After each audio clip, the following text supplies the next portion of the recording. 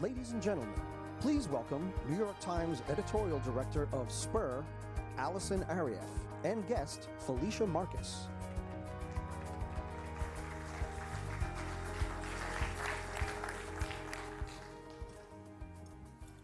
Hi, there's this strange thing happening outside right now. I sort of forget what it's called. I think it's called rain. Something that we haven't seen. I tried at lunch to walk in it, but I didn't get wet enough. Yeah, we're not getting wet enough in California. And by the way, thank you. Where's the water going to come from?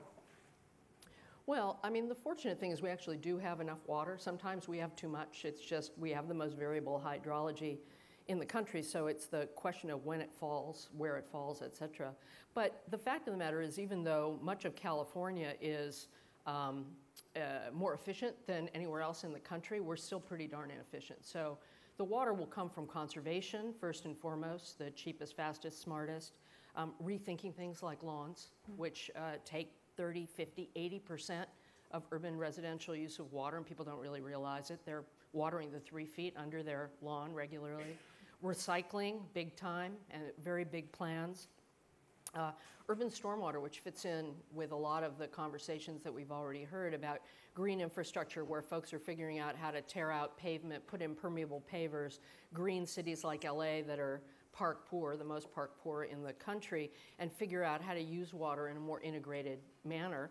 And in some cases, desal, if they don't have other options. And someday off into the future, when desal is able to make some technological breakthroughs for energy efficiency and not hurting the marine environment as much, we'll probably be using more of that. But the cheaper, faster, smarter things right now in most places, not all places, conservation, recycling, green infrastructure, and a more holistic, integrated thinking about water, where we think about how to use each drop of water to do double, triple, quintuple duty, if not more. So that would also include then toilet to tap and other things that people need to get a certain comfort level with. It's true. It's interesting. Recycling is probably the breakthrough issue of this drought. Some of us, when I was at the LA Public Works Department, we had the grandest plans in the nation for expanding recycling, and we moved it to parks and recreational lakes and cemeteries and golf courses. And then I left and did a number of other jobs, and coming back into this job a number of years later, I find that Orange County's cleaned our clock. And Orange County has the biggest recycling program in the country, and it is already indirect potable reuse through groundwater recharge, so that it's true. The ground filters water in a way that's rather remarkable. Some people call it the magic touch of nature, but it's actually a real thing, and we put out streamlined permitting for that last year, and we're working very hard with experts on indirect potable surface water augmentation, and then eventually direct potable reuse. You're going to see in the coming years a great diversity of experimentation on this, because as we start integrating, not just thinking about how to use water more wisely, but integrating the really important need to reduce greenhouse gas emissions and thinking about energy costs of treatment, et cetera, I think more and more places are going to think about how in some ways, although if you go to direct potable reuse, you can use your same set of pipes and just add some treatment trains. Does it really make sense to treat our water to pristine drinking water standards so we can flush our toilets with it, and water our lawns? So you're going to see a vast experimentation of some purple pipe, some gray water, where people are recycling essentially the water that comes out of their showers and their washing machines, hot water, taking it and putting it out into their yards underneath the surface, and in some cases running it through a heat exchanger and reducing the greenhouse gas needs or emissions from their hot water heaters. So there's all kinds of things happening. So one question, it's so interesting that you mentioned Orange County to me, which I look at that picture and I sort of see Orange County, sort of quintessential suburbia, swimming pools, driving, et cetera. So it's kind of crazy to think that they're leading the way. Who else is leading the way?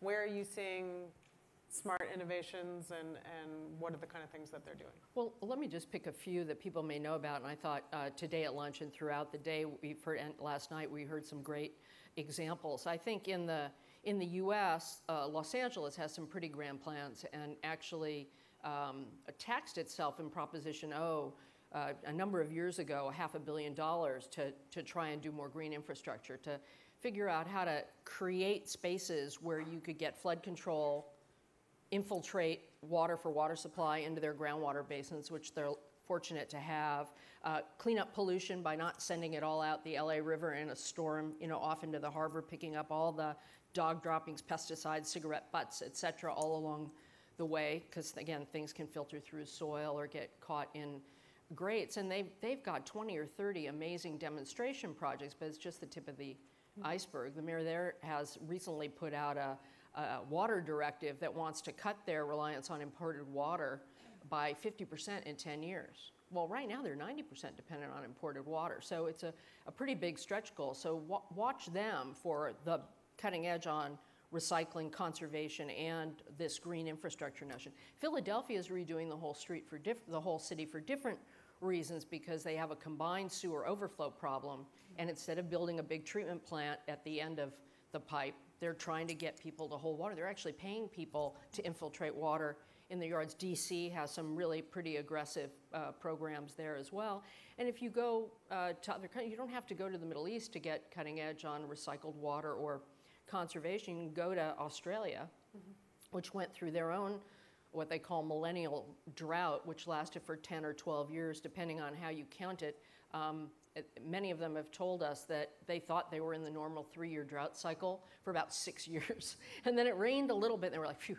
And then they had the 3 worst years ever, and their major cities were at risk of running out of water. So they did everything all at once.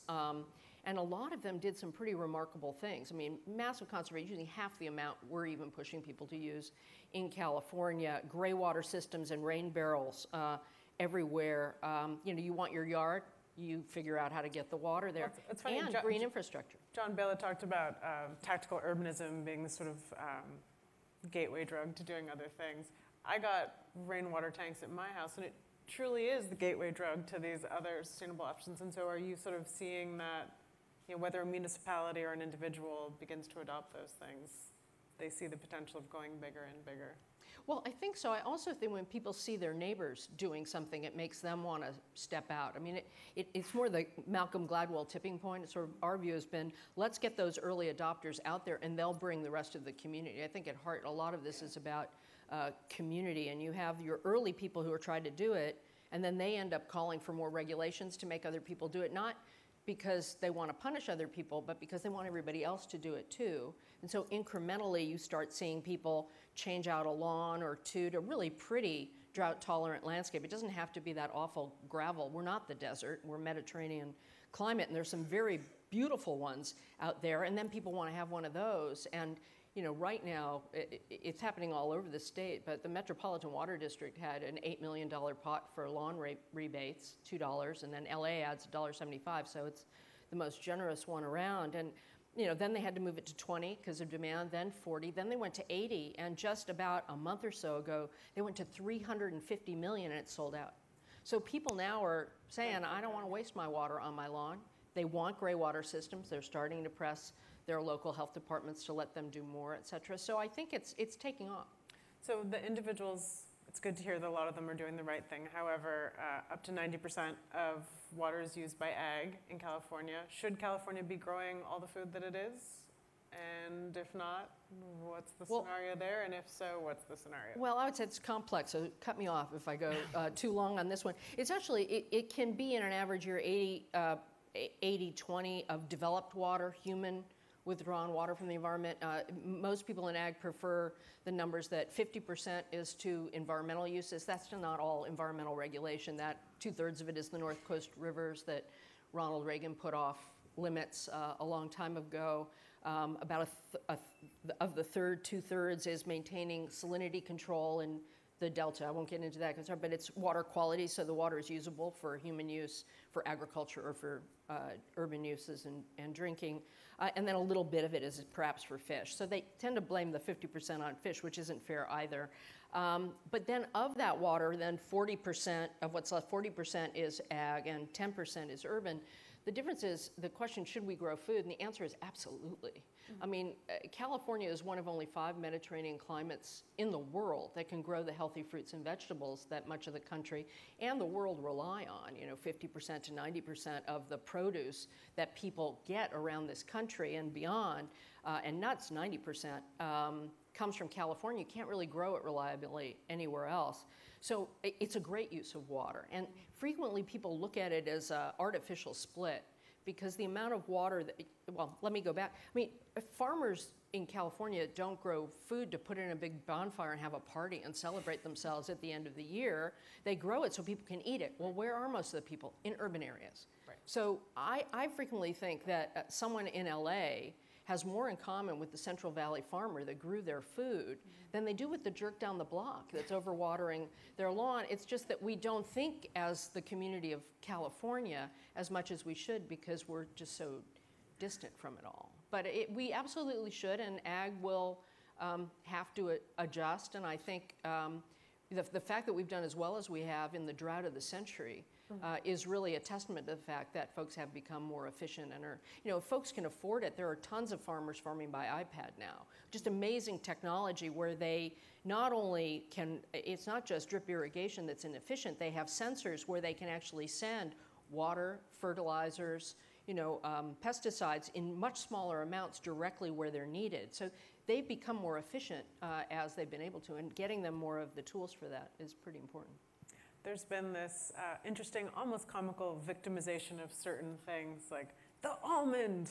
If you eat an almond, you're using more water than ever a human should allow, which seems somewhat counterproductive. And so let's just blame the media.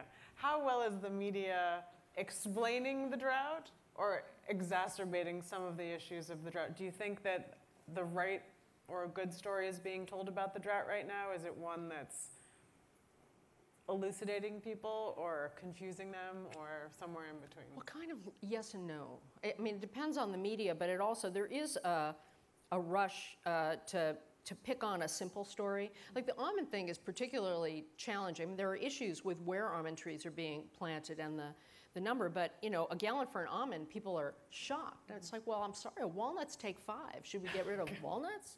Or that beer you're drinking right now, how about a burger? Burger, like hundreds, if not thousands. Steak, well over 1,000. So, you know, unless we all stop eating, you know, victimizing a particular use of water is really not the right answer. But, you know, people go through, I sometimes feel a bit more like a therapist, and people are going through the Kubler-Ross phases of denial, anger, bargaining, et cetera. I'd like people to get to acceptance a little bit faster, and some places and people tell you that water sins all the time as well. Oh, they do, of course. No, I know more about people's water use than I probably want to in some cases. But the thing about it is that we have to go through these phases, and the media does pick on the blame. That 80-20 thing went around, and I've been on the speaking circuit defending agriculture, which shouldn't have been necessary, but then people write correction stories. I mean, the El Nino stories were the worst last year because there was the El Nino will save us spate of stories last year, and of course it did not, as you may have noticed,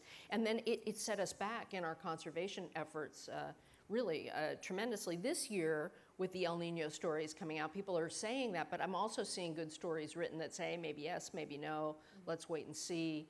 And so I think now the combination of another year of drought and the fact that we actually just finally had to do statewide regulations to make cities step up has made a big difference. So the media has done some good stories, and then it's done some ones where I want to tear my hair out, and I know what my next week is going to be like. So we're obviously talking about California and the drought, but we're of course not the only state to experience a drought. What lessons can we share with other cities and states, both nationally and internationally? What are you finding useful as you navigate I mean, we don't know if we're gonna have a 10-year drought, a 20-year drought. It's a huge unknown. So what can we learn? How can we make this not a California issue to the extent that we can?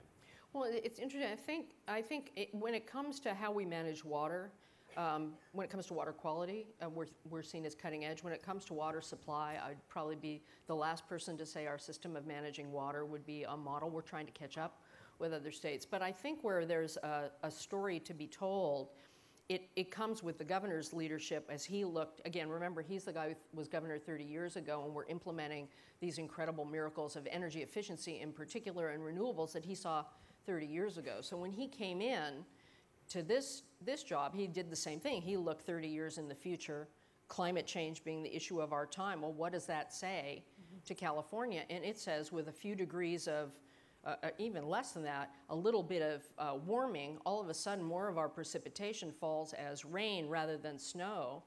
Snow is a third of our storage in an average year as it melts out and refills reservoirs and surface waters and cools the water down, which is very important for returning salmon in the fall and the winter. And he said, oh my God, we're already late because we're going to lose a third of our storage. It's not like we could dam every river again in California, but we had our groundwater basins. And so we finally have groundwater management, which is a way to figure out how to prepare again for the next drought. But our main approach in what we call the California Water Action Plan, which is not very poetic, it's descriptive, is, you know, we have to get off our butts and do it all, as opposed to the decades of arguing, and this happens all across the West. Is so, is not, you're a jerk, no I'm not.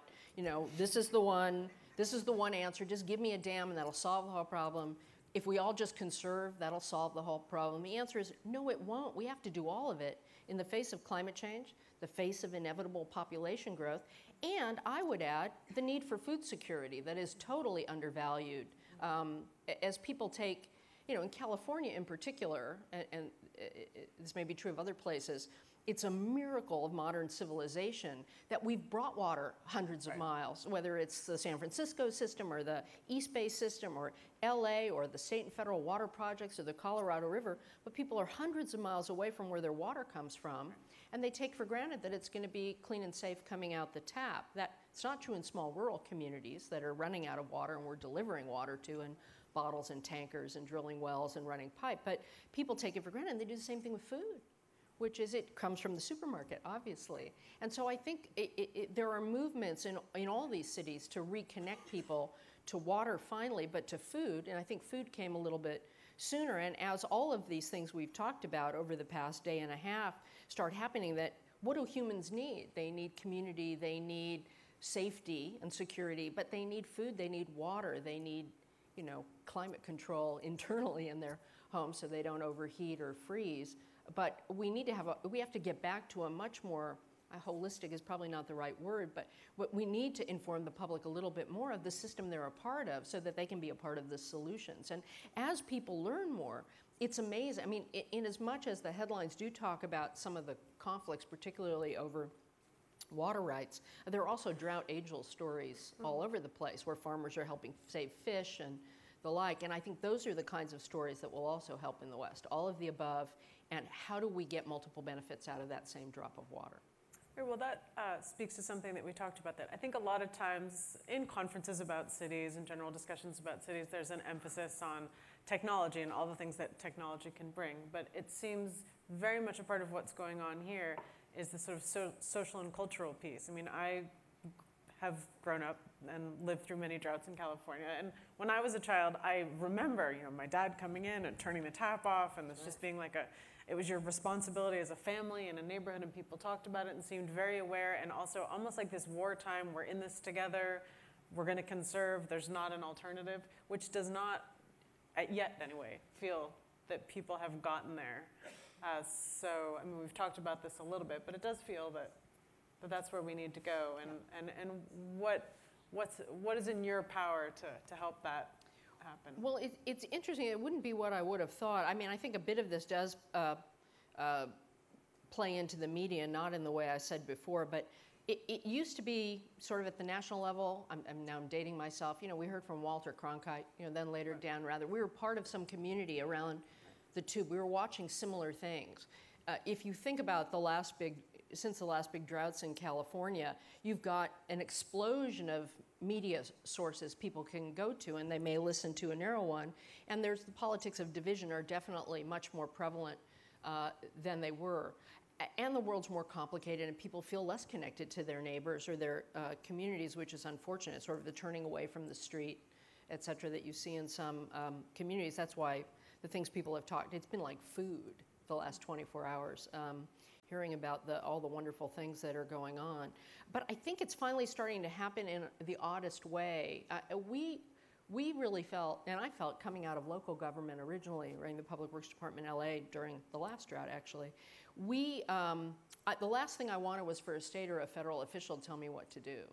Because I do think that most knowledge is local, and yet we saw water agencies who should lead the way just being really slow to do the communication, we're all in this together, let's conserve. And that really we're hoping for El Nino to save them. Right. And we were troubled by that, but we also didn't want to step into their shoes too much. So the governor believes in the principle of subsidiarity, I do too, that governmental entities should do what they need to do, and that the closer you are to the problem, that's the ideal place to deal with it. So we did voluntary exhortation, that didn't work. Then we finally did the first statewide conservation regs, but we did it in a way that we thought would give them permission, because folks were worried if it would rain, their customers would be mad at them for conserving. I said, just do it and then tell them, everybody's gonna be really mad at me. When El Nino happens, that'll be fine.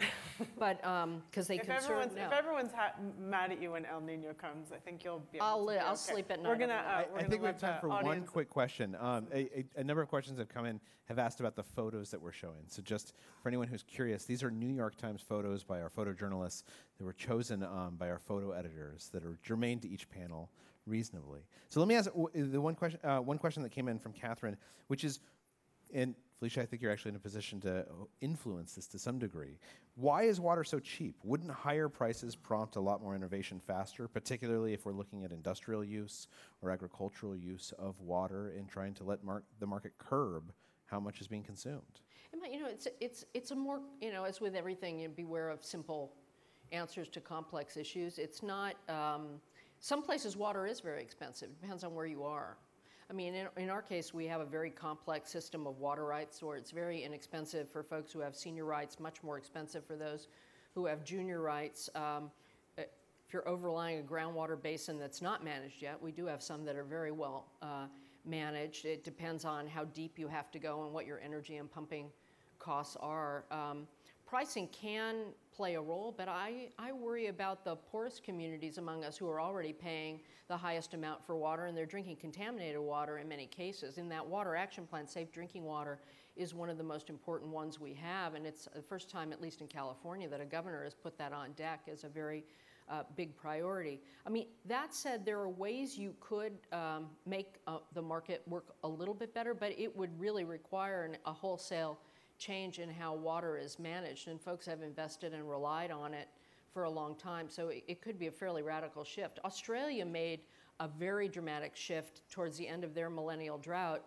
They were able to do that because in the 20s and 30s they had decided to abandon that first in time, first in right system that all of the West has. So it goes to your larger thing that we have to do all of it. The pricing could be one a piece of something larger. Yeah, we'd need to have better data in order to make a market work better. Right now, we are probably behind everyone in the level of data and the truing up of those rights, so it'd be very hard to have a very open market. I think that was I think that's it. that was it. Thank you so much, and we really appreciate your time.